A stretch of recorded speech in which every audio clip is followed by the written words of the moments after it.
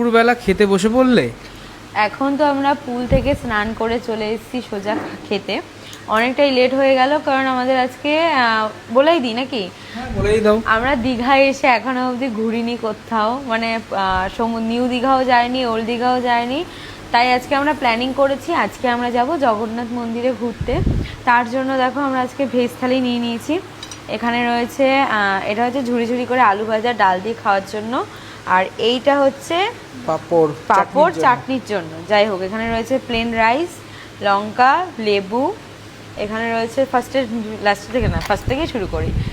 ডাল, আলু পোস্ত, ভেন্ডি, ভেন্ডি আর আলুর তরকারি, আর রয়েছে চাটনি, যে কালকেও চাটনিটা খুবই টেস্টি ছিল, আজকেও টেস্টি অনেক। চাটনি, দই।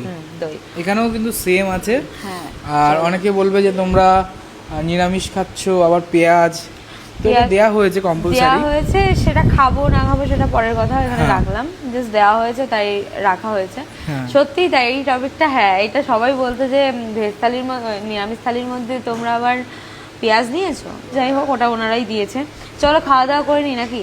এমনি আমরা পুজো দেবো না, তবুও মন্দিরে যাচ্ছি যেহেতু, তাই ভাবলাম যে দুপুরবেলা নিরামিষই খাই, তাই তো? হ্যাঁ, কারণ সকালেও নিরামিষ খেয়েছি ব্রেকফাস্টে। হ্যাঁ, তো চলো আমরা এখন